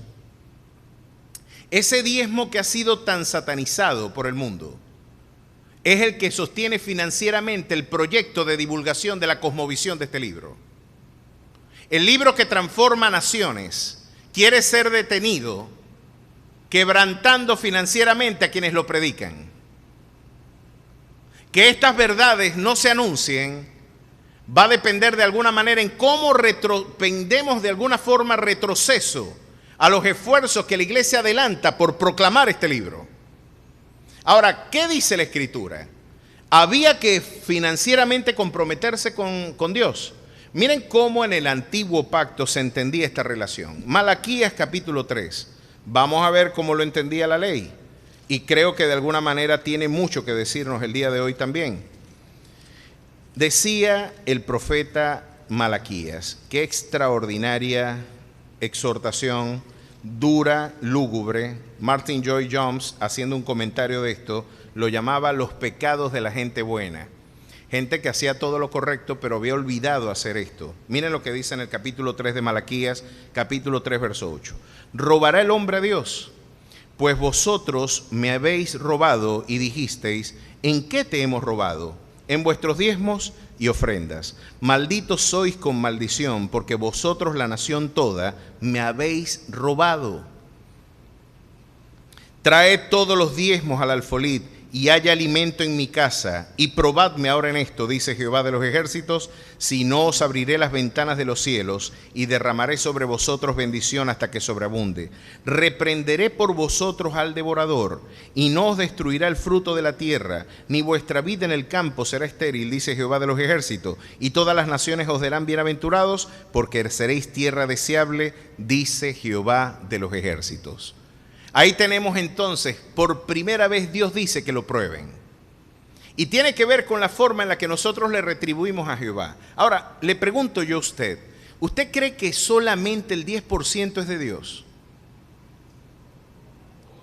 ¿Será solamente eso? ¿O es que realmente eso es de Dios, todo lo que nosotros tenemos? Todo lo que tenemos le pertenece a Dios. Alguien podría decir, fue mi mano, fue mi brazo, fue mi competencia el que dio razón de mi triunfo financiero. Pero miren cómo Dios interpreta esa idea. Dios interpreta en Deuteronomio capítulo 8 que la fuerza para hacer las riquezas no viene de ti. Saben que yo he visto mucha gente que ha trabajado mucho que no tiene lo que muchos ricos tienen. A mí una vez me dijo con toda sinceridad una persona muy rica, y yo le dije, oye, me imagino todo el esfuerzo que hay detrás de todo este portento. Y él me dijo, ¿supieras que no? Y yo quedé sorprendido con su respuesta y me dijo, yo no me esforcé. En verdad, de un día para otro, Dios me permitió un movimiento financiero que de un día para otro yo triunfé y pude ayudar a toda mi familia y pude ayudar incluso a familiares en el extranjero, traerlos a Venezuela, y pude hacer todo esto. Y yo te voy a decir algo, hay gente que ha trabajado muchísimo más que yo y tiene menos que yo. Y yo dije, oye, me llamó la atención porque lo natural es darse el crédito al mismo. Claro que sí, fui yo. Yo soy un señor gerente, yo soy un señor industrial y yo doy razón de este triunfo. No, él con mucha humildad se quitó el sombrero y le dio la gloria a quien tenía que dársela, al que vive y reina por los siglos de los siglos. Miren qué dice acá. Deuteronomio 8. Ve acá, porque seguramente estamos pasando un mal momento y la manera de poner orden en casa es administrando también nuestras finanzas. Y la forma en la que Dios entiende que debemos poner por orden, a mí me parecía absolutamente arbitrario que un profeta llegara a la casa de una viuda a decirle que lo único que tenía se lo pusiera a él. ¿Usted no ha visto el caso de la viuda donde llegó Elías y le dijo, lo que hay es un puñado de harina y un poquito de aceite, y después que yo te haga ese pan a vos, nos vamos a morir de hambre aquí? Y le dijo Elías, no va a faltar la harina ni el aceite allí, porque Dios me invitó. Y el Dios que invita es el Dios que paga. ¿Quieres hacerlo a la manera de Dios o a la manera tuya? Pues vamos a hacerlo a la manera de Dios, porque en Deuteronomio 8, si usted lee en el verso 12, hay una manera de prosperar que trae corrupción. Y la manera que trae corrupción, la prosperidad, es cuando tenemos el mito de la autosuficiencia y de la autonomía. Cuando yo me creo autosuficiente y pienso que fue mi brazo el garante de mi éxito. ¿Cuándo sucede eso? Capítulo 8, verso 12. No suceda que comas y te sacies y edifiques buenas casas en que habites. ¿Quién no quiere eso? ¿Quién quiere tener buenas casas? Y dicen casas en plural. Es decir, que usted puede invertir en inmuebles. Lo que económicamente, los que quieren invertir, los economistas siempre han dicho que la mejor inversión son las inmuebles, porque cabalgan por encima de la curva de la inflación. Lo primero que hace un limpio es comprarse un carro. Y hace una fiesta. Y pone el equipo de sonido adelante y se bebió los cobres y le dijo a Tom, y quedó endeudado. Y después quedó endeudado. Después quedó endeudado con lo que hizo. No, chico, ¿quieres invertir? ¿Quieres ahorrar? Invierte. Es lo que el libro dice, no es lo que digo yo, es lo que dice el libro. Y aquí el Señor está advirtiendo, miren cómo la Biblia no se equivoca, que la inversión de este próspero estaba en inmuebles. He escuchado a varios de hombres que han experimentado prosperidades inusitadas, que el antecedente de su prosperidad fue la inversión en inmobiliarias. El comportamiento del mercado de la venta de vehículos en Venezuela tiene la misma característica de los inmuebles, solamente en Venezuela. Porque aquí es el único país en donde usted rueda un carro y vale más. Es una locura. Lo que pasa es que el inmueble no se deprecia porque usted no lo va a chocar, no lo va a rodar, no se le va a salir el aceite del motor y usted va a dañar el motor. En cambio, el carro sí está sujeto a esas contingencias, se lo pueden rayar y se deprecia. Pero es interesante que ni en este aspecto la Biblia se equivoca, porque cuando traduce en vocabulario económico la prosperidad de este hombre, lo pone en inmuebles y en ganado. Miren lo que dice, porque miren, no importa que la inteligencia artificial siga creciendo, no importa que la tecnología crezca y que de alguna... Ahorita están imprimiendo salchichones, conejos, corderos, ¿no ha visto? Vamos a imprimir unas bistec veganos. Entonces tiene una impresora y te sale un bistec, muchacho, igualito. Yo dije, el Señor reprenda al diablo, muchacho. Yo sí quiero toletear un chivo y comérmelo.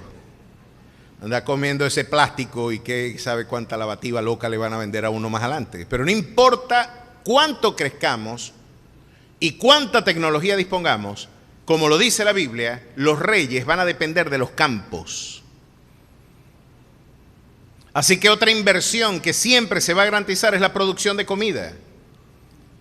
Por eso el Estado le echa mano, los regímenes totalitarios, a la producción agropecuaria, porque no quiere depender de ningún sector privado para la garantía de la provisión alimenticia. Pero miren cómo la Biblia no se equivoca en esto. No suceda que comas y te sacies y que edifiques buenas casas en que habites y tus vacas y tus ovejas se aumenten y la plata y el oro se multipliquen y todo lo que tuvieres se aumente. Y te enorgullezcas en tu corazón y te olvides de Jehová tu Dios que te sacó de tierra de Egipto, de casa de servidumbre. Oye, ¿qué Alzheimer espiritual nos da la prosperidad? Yo soy de la opinión que algunos estamos limpios. Es porque Dios no permite la prosperidad. Es como decían en Maracaibo, no le dan los cachos al burro. Si yo me voy a perder por la prosperidad, es mejor estar limpio toda la vida. Porque mi mayor riqueza no es mi patrimonio material. Mi mayor riqueza es, como decía el salmista, a quien tengo yo en los cielos sino a ti, y fuera de ti yo nada deseo en la tierra. A su nombre sea la gloria. Esa es la riqueza del que ha conocido a Cristo. Pero escuche esto, vas a prosperar si haces las cosas bien, así lo dice el Señor. Miren lo que dice la Escritura. Pero cuidado, porque esa prosperidad puede traer desmérito espiritual y se enorgullezca tu corazón y olvides de Jehová tu Dios que te sacó de tierra de Egipto, de tierra de servidumbre, que te hizo caminar por un desierto grande y espantoso, lleno de serpientes ardientes y de escorpiones, y de sed donde no había agua, y te sacó agua de la roca del pedernal. Y te sustentó con maná en el desierto, comida que tus padres no habían conocido, afligiéndote y probándote para la postre hacerte bien. Miren cómo la filosofía de la historia bíblica sigue imponiéndose como criterio de optimismo. Seguimos progresando y seguimos marchando porque la filosofía de la historia tiene un alfa y tiene un omega. Si estuviéramos en un mundo pagano, fuera un círculo fatalista de incansable esfuerzo y de frustración permanente. Para los cristianos, nuestro peregrinar es como la luz de la aurora, que va en aumento hasta que el día es perfecto. A su nombre sea la gloria. Así que, como decía Martin Luther King, si me dijeran que se va a acabar el mundo mañana, yo todavía hoy sembraría un árbol, porque en el mañana me espera el omega de mi vida, que es el Cristo Rey de la gloria. Así que hay garantías en mi mañana, porque Él ya está presidiendo mi mañana. ¿Se dan cuenta cómo este Dios dice: no importa lo que hayas vivido, yo voy a traducir eso en bendición? Pero si tú no administras bien esto y digas en tu corazón, mi poder y la fuerza de mi mano me han traído esta riqueza, te vas a meter en problema con Dios. Somos un animal complicado, hermano. Cuando nos va bien se nos infla el pecho. Y vamos a darnos los créditos. Miren lo que Dios nos recuerda. Verso 19. Si no, acuérdate de Jehová tu Dios, porque Él te da el poder para hacer las riquezas. ¿De dónde viene la prosperidad? De Dios. ¿Por qué a veces no la tenemos? ¿O por qué de alguna manera afrontamos? Pues hay muchas razones. Puede haber por razones terapéuticas y formativas que Dios exponga a sus hijos a periodos de austeridad, porque el cristiano tiene que estar entrenado, como dijo el apóstol Pablo, a vivir tanto en abundancia como en escasez y poder decir, todo lo puedo en Cristo porque Él me fortalece. ¿Cuántos pueden decir eso? Usted puede decir, todo lo puedo en Él. Mi hermano, ¿y sabe qué te enseña la austeridad? Uno puede vivir con muy poco. Cuando usted pasa momentos apretados, yo creo que este año, no sé si ustedes lo han percibido igual, pero este año se pareció muchísimo al 2016. Increíble. Aquí están los hermanos, los que tienen algún negocio, mi esposa, Daniel nos puede explicar, varios hermanos acá que tendrán negocios y ha sido duro, por el amor de Cristo, difícil la devaluación del dólar. Saben que el Banco Central de Venezuela advirtió que lo que podíamos comprar en 2017 con $100, hoy usted necesita $800 para poder comprarlo. Por eso la remesita que usted recibía ya no le alcanza. Sin embargo, sigue valiendo lo mismo o costando lo mismo poder enviarla a su familiar desde el extranjero, y ya usted no puede hacer lo mismo porque lo que antes hacía con $100, uno con $100 se sentía rico en el 2017. Decía, muchacho, Rockefeller y yo, pues un billete 100. Ahorita usted está limpio si tiene uno de 100. Va a una bodega, cuenta 4 corotos y se va. Lo cierto es que Dios permite esos momentos de austeridad porque usted necesita ser entrenado también para la escasez y poder dar fruto en la escasez y poder llevar alabanza a Dios en la escasez y poder dar testimonio de que usted no adora a Dios como Satanás apuesta en los tiempos de nuestra aflicción. Recuerde que el libro de Job, además de enseñarnos que la prosperidad puede ir y venir el mismo día, porque ese hombre después fue 2 veces más rico, 2 veces más próspero de lo que había sido antes, después de ser ejercitado en un proceso de austeridad riguroso, al punto que decía que salían gusanos de sus miembros, al punto de tener que rascarse con un tiesto, porque estaba invadido con una enfermedad en la piel desde la coronilla hasta la planta de sus pies. Tenía delirios nocturnos, tenía procesos febriles. Había perdido todo, parece que lo veían y lo escupían. Le arrojaban polvo. Los amigos decían, todo lo que te está pasando no te ha dado el Señor ni la mitad de lo que tú te mereces. Y la mujer, porque quizás esto es doloroso, como diría Mario Benedetti, Cortázar, fue el que dijo, si tu presencia no me va a hacer compañía, no molestes mi soledad. Porque hay compañías que te hacen sentir solo, ¿sabes? Hay personas que, como la mujer de Job, en lugar de ser de consolación y de edificación, lo que te van a invitar en tus momentos de austeridad es a decir, maldice a Dios y muérete, para ver si yo me caso con otro que no esté limpio como tú. Dame la libertad de unas nuevas matrimonios, ¿vale? Maldice a Dios y muérete, ya Dios te entregó. Tú insistes en la piedad. ¿Qué premio tiene la piedad? Usted se puede imaginar que su esposa lo invite a pecar. Naguará, o sea que habían problemas por todos lados. Había un problema matrimonial aquí. Había un problema matrimonial. Ella no le fue infiel sexualmente, pero le fue infiel espiritualmente. Así que Job no podía estar peor. Ahora, ¿cuál es el tesoro de ese libro? ¿Y cuál es el tesoro que usted debe en momentos de austeridad afrontar? ¿Qué dice ese libro? he aquí, aunque él me matare, en él esperaré. Y hoy puede estar difícil la cosa, pero la austeridad del 2023 lo único que me ha permitido es ver cómo cada día es un desafío, pero cada día vemos la mano de nuestro Dios también. Nos ha llovido maná en el desierto y hemos visto cómo Dios abre agua y provee agua de la roca del pedernal. El Señor sigue asistiendo y debemos llevar fruto de alabanzas y cultivar la gratitud en lugar de la quejabanza. Estamos quejándonos sin duda, pero lo que deberíamos en este caso es decir: Señor, tú eres el Dios de mi provisión. Joven fui y he envejecido, y no he visto justo desamparado, ni su simiente que mendigue pan.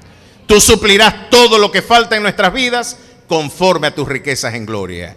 Pero usted aprende que la fuente de la provisión es Dios cuando está en el desierto, no cuando está próspero. La prosperidad no te deja ver la mano de Dios a veces, y le das el crédito a tu brazo, pero el desierto te lleva nuevamente a la escolaridad de la dependencia, y en el desierto te das cuenta: pero es que ¿cómo voy a hacer yo si aquí no hay nada? La única manera de entender que recibí algo fue de tu mano, y a ti doy la gloria. El Alzheimer espiritual que la prosperidad nos brinda es olvidar que en la prosperidad también es Dios quien la brinda. Así que si yo no administro bien lo que Dios me dio, Dios tiene el deber de disciplinarme. Miren cómo Dios disciplinó al pueblo de Israel. Ageo, por favor, nos va a dar una explicación de por qué no nos alcanza el dinero. A veces teniendo mucho no nos alcanza. Miren lo que le dijo Dios al pueblo, que cada quien se fue y se apartó para consagrarse a sus proyectos personales y se olvidaron de la reconstrucción del templo. Lo que Dios le estaba diciendo: bonito vos, ¿qué vas a hacer con casas nuevas y nadie te eduque en la fe a tus hijos? ¿Y qué vas a hacer con una sociedad que le dé la espalda a Dios? Esa misma sociedad te va a consumir el esfuerzo de tu prosperidad. Si los valores de este reino no se predican, si no se instituye esta cosmovisión, los mismos reyes que ustedes han demandado van a ser el objeto propio de tu enajenación material. Miren lo que Dios le dice al pueblo, que estaba cada uno en su casa artesonada y le dieron la espalda al proyecto de reconstrucción nacional, priorizando el templo como fundamento de la reconstrucción. Se olvidaron de que la piedra angular es Cristo. Se olvidaron de que buscad el reino de Dios y su justicia primeramente, y todo lo demás vendrá por añadidura. Miren qué le espera. Pues así ha dicho Jehová de los ejércitos, verso 5, Ageo 1. Meditad bien sobre vuestros caminos, sembráis mucho y recogéis poco. Coméis y no os saciáis, bebéis y no quedáis satisfechos, os vestís y no os calentáis. El que trabaja jornal recibe su jornal en saco roto. Así ha dicho Jehová de los ejércitos: meditad sobre vuestros caminos, subid al monte y traed madera, y reedificad la casa, y pondré en ella mi voluntad, y seré glorificado, ha dicho Jehová. Buscáis mucho y halláis poco. Encerráis en casa, y yo lo disiparé en un soplo. ¿Por qué? Aquí está. Dice Jehová de los ejércitos: por cuanto mi casa está desierta, y cada uno de vosotros corre a su propia casa, por eso se detuvo de los cielos sobre vosotros la lluvia, y la tierra detuvo sus frutos. Saben que de alguna manera muchos de nosotros decimos: cuando yo tenga dinero, llevo una ofrenda para el Señor. Y esa no es la manera en la que el Señor obra. Tenemos que priorizar al Señor y todo lo demás se pone en orden. Hubo un niño que su papá le dijo: tienes que armar este rompecabezas. Y era un mapa mundi. Para un niño en edad preescolar era muy complicado hacerlo. Pero el rompecabezas del otro lado tenía un hombre. Y la mesa de vidrio le permitía ver lo que él estaba armando por debajo y arriba y abajo. Y él decidió armar el rompecabezas por el lado del hombre. Y cuando armó el rompecabezas por el lado del hombre, lo pegaron bien y le dieron vuelta y había armado lo que él no comprendía, que era el mapa del mundo. La moraleja es interesante. Cuando nosotros realmente conocemos a Cristo y cuando realmente tenemos una visión clara de su naturaleza, de su amor, de su precepto, de lo que Él de alguna manera atesora para nuestras vidas, cuando Cristo es formado en nuestros corazones y cuando priorizamos a Él como el motivo preferente de nuestra búsqueda, buscándolo a Él y su justicia primeramente, todo lo demás se va a poner en orden y todo lo demás adquirirá sentido. Priorice a Dios. Miren cómo Pablo lo explica en 1 Corintios 9 y en 1 Corintios 2. Voy a pedirle a Edwin que se acerque un momentico para que pongamos un video sobre un hombre que cultivó una mata de limones bajo el criterio de lo que la Escritura enseña sobre la administración financiera. Y eso es lo que explica, de alguna manera, gran parte de la prosperidad de los pueblos que abrazaron este libro, la cosmovisión que transformó una historia. Ya vamos a verlo. Y cuando lo tengas allí, Edwin, creo que está en el bolsillo de adelante. ¿Qué dice acá? Capítulo 9 de 1 Corintios, verso 4 en adelante.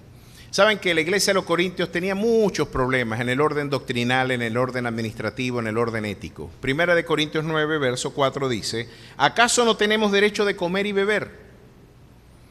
¿No tenemos derecho de traer con nosotros una hermana por mujer, como también los otros apóstoles y los hermanos del Señor y Cefas? ¿O solo yo y Bernabé no tenemos derecho de no trabajar en actividades seculares?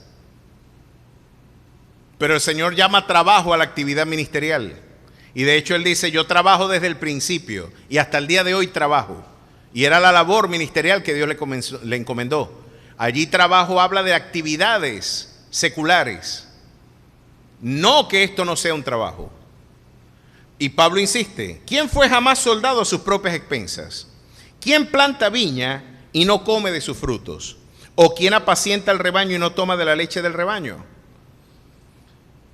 Digo esto solo como hombre, ¿no dice esto también la ley? Porque en la ley de Moisés está escrito: no pondrás bozal al buey que trilla. ¿Tiene Dios cuidado de los bueyes? ¿O lo dice enteramente por nosotros? Pues por nosotros fue escrito: si nosotros sembramos entre vosotros lo espiritual, es gran cosa que segáramos de vosotros lo material. El apóstol Pablo está preguntando: el que hemos predicado el evangelio, el que les hemos formado en la fe, ¿es gran cosa que recojamos lo material cuando hemos sembrado lo espiritual? Miren lo que sigue diciendo: y otros participan de este derecho. Falsos apóstoles los están financiando y no van a ser financiados los que realmente plantaron la obra. Más nosotros, pero no hemos usado este derecho, sino que lo soportamos todo por no poner ningún obstáculo al evangelio de Cristo. ¿No sabéis que los que trabajan en las cosas sagradas comen del templo y que los que sirven al altar del altar participan? Así también ordenó el Señor a los que anuncian el evangelio que vivan del evangelio. Pero yo de nada de esto me he aprovechado, ni tampoco he escrito esto para que se haga así conmigo, porque prefiero morir antes que nadie desvanezca esta mi gloria. Miren lo que Pablo está diciendo: yo no les estoy predicando este sermón para que me den, porque el proveedor de mi ministerio no es el pueblo, es el Señor. Y Pablo está diciendo esto: señores, esto lo digo más por ustedes que por mí, porque no quiero que sean sin fruto. No quiero que sufran los padecimientos de aquel pueblo que se olvidó del templo y sufrió las consecuencias de perderlo todo por no priorizar la búsqueda de Dios. Quiero que ustedes no sean sin fruto. ¿Cuál pues es mi galardón? Decía Pablo, que predicando el evangelio presente gratuitamente el evangelio de Cristo para no abusar de mi derecho al evangelio. Pero la razón de por qué le preocupaba la mezquindad que algunos corintios podían tener, nos la explica en 2 Corintios 9. ¿Y qué es la razón de por qué muchos no pueden prosperar? Miren cuál es la razón. Capítulo 9 de 2 Corintios, verso 5. Por tanto, tuve por necesario exhortar a los hermanos que fuesen primero a vosotros y preparasen primero vuestra generosidad antes prometida. Habían prometido una ofrenda. para que esté lista como de generosidad y no como exigencia nuestra.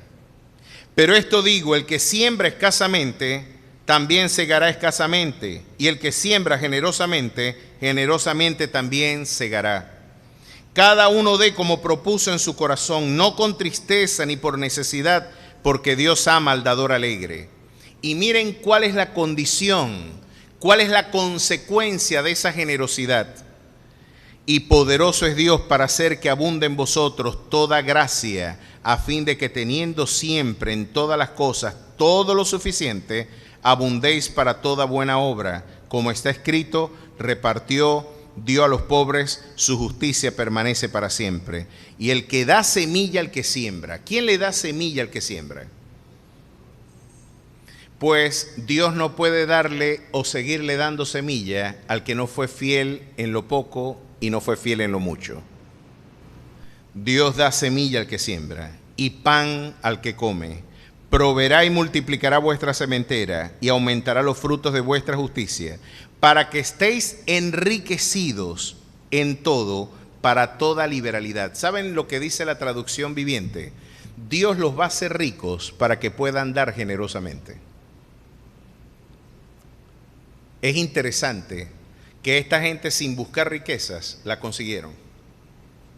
Es increíble, ¿no? El que quería enriquecerse cayó en tentación y lazo, pero esta gente, por ser generosa, Dios la enriqueció, y lo que está es sirviendo su riqueza para brindar generosidad a los que padecen necesidad y contribuir en la extensión del reino. Sin buscarla, la consiguieron, porque Dios es el que da la semilla al que siembra. A su nombre sea la gloria. Así que si usted se está preguntando, ¿por qué algunos no prosperamos? Van a quedar asombrados de que este hombre quiso aplicar este principio con una sencilla mata de limón.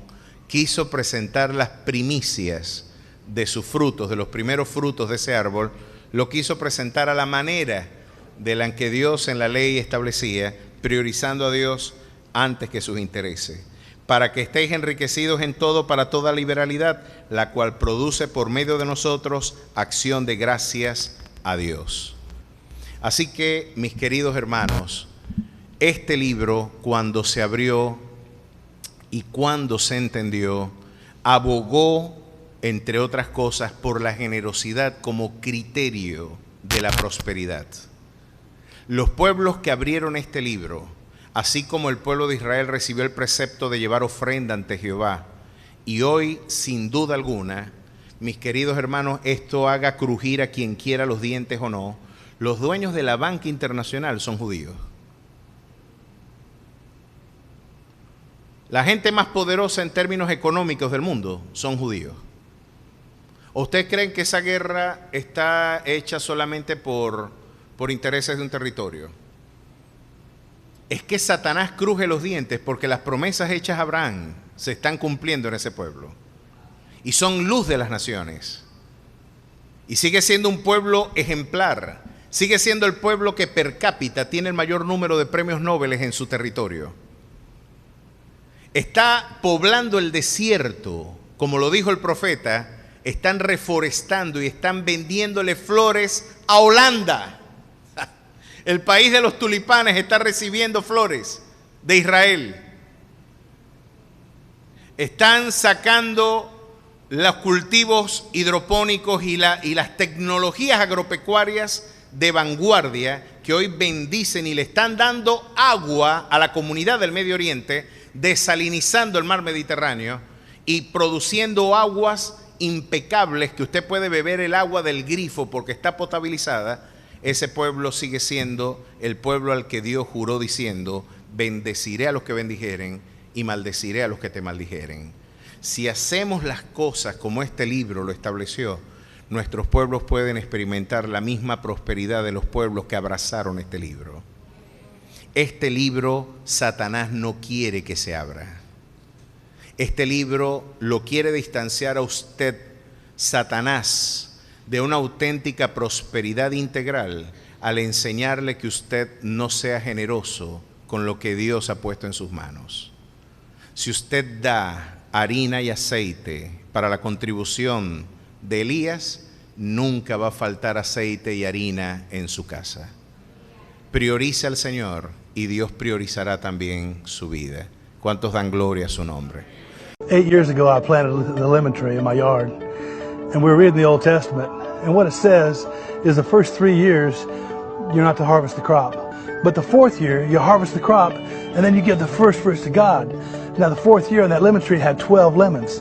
So I took the best lemon, and I washed it, and I took my pen, and I wrote first fruits on that lemon, and I took it to church on Sunday, and I dropped it in the offering. Okay, now 4 years later, our other tree still produces regular-sized lemons, but the tree we tithed on now produces only this size lemons.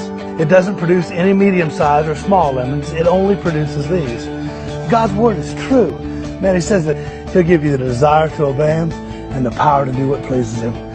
And man, this is just a result of obedience. Man, try and see. ¿Vieron los limones que sacó después? Naguará, yo creía que era una toronja. Eran limones. Limones, eso lo ha vivido. Hubo un pueblito en la Falconzulia donde todos el pueblo, en la Falconzulia hay un crecimiento increíble de la iglesia evangélica. Allá el que no es evangélico es mundano, dicen ellos. Allá no, en verdad es casi toda la Falconzulia. Hay un pueblito mayoritariamente cristiano de los pueblos de la SED, cerca de Villa Bolivia, donde les salió un manantial en el desierto y donde muchos de ellos están abrevando de esa agua después de haber conocido al Señor esa comunidad. Los que compraron la emisora de radio que nosotros vendimos para poder comprar gran parte de los equipos de televisión que teníamos cuando empezamos el proyecto de Cristianismo Hoy, ellos vinieron a comprar también de la comunidad de la Falconzulia, entre Dabajuro y Villa Bolivia, en esa misma comunidad. Llegaron y nos comentaron, y yo les hice ese comentario: oye, me enteré de que hubo una iglesia donde un manantial empezó a brotar agua y esa gente le estaba dando agua a las comunidades cuando estuvimos en la sequía del 2016. ¿Ustedes se acuerdan que se secó hasta el Salto Ángel?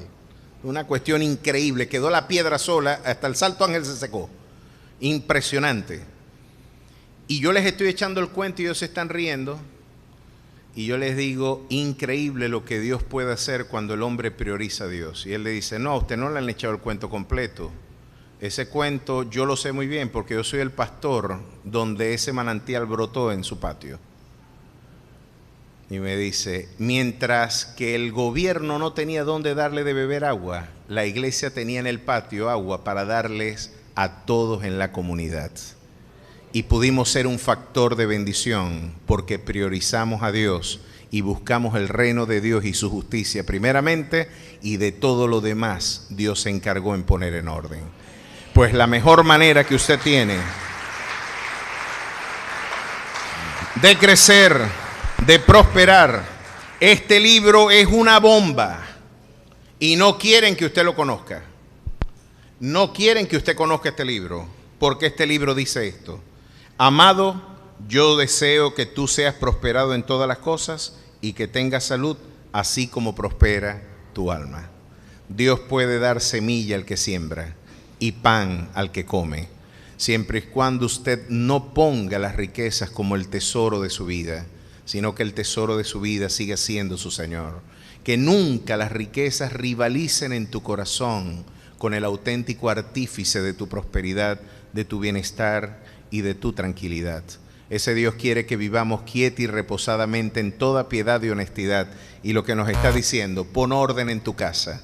Vamos a poner pulcritud. Priorízame a mí y yo después priorizaré también tus finanzas. ¿Vio que esta cosmovisión transformó la historia? Se da cuenta que hasta las matas de limón pueden vivir y sufrir, para bien o para mal, las decisiones que usted tome y la manera en la que usted honre a Dios. Pues póngase de pie y vamos a pedir que ese principio tome lugar en nuestras vidas. ¿Cuántos quieren a partir de hoy priorizar al Señor y decir, Señor, ¿qué quieres que yo haga? A lo mejor usted no tiene recursos, pero tiene tiempo y tiene manos y tiene labios y usted puede proclamar el Evangelio. La Biblia nos enseña a sembrar con generosidad, decía Pablo en 2 de Corintios 9. Hágalo con alegría, sin esperar nada a cambio, porque de Él vendrá toda provisión. Dios y Padre Celestial, gracias. Gracias por este día, gracias por tu palabra eterna, gracias porque ella es lámpara a nuestros pies y lumbrera a nuestro camino. Tu palabra nos enseñó, oh Dios, a poder adquirir ciencia. Tu palabra nos enseñó de que la historia tiene propósito y tiene fin, de que nuestro porvenir, oh Dios, tiene sentido, propósito y designio, porque tú eres el alfa y la omega de la historia. Tu palabra también nos enseña de que la dimensión financiera de nuestras vidas traduce la manera en la que te hemos priorizado a ti o hemos priorizado nuestros intereses. Nuestras dependencias, nuestros arraigos, nuestros anclajes a este mundo se dejan ver, oh Dios, por la forma en la que ministramos lo que después de todo viene de tu mano. Ayúdanos con diligencia a poner por obra tu precepto, a poder agradarte con todo lo que tengamos, Señor, con todo nuestro ser, espíritu, alma y cuerpo, puede estar rendido, Dios, en el altar sublime de tu gracia, para que sean tus manos las que prosperen y multipliquen, oh Dios, los pequeños peces y aún el poco pan que tengamos en nuestras manos, si están en tus manos, se multiplicarán y serán de grata bendición para muchos. Queremos poner lo nuestro en tus manos para que tú lo multipliques y para que tú lo bendigas. En el maravilloso nombre que es sobre todo nombre, en Cristo Jesús. Amén y amén. Aplauda fuerte la grandeza de su Dios y vamos a despedirnos una vez más con mucha alegría y con mucho gozo.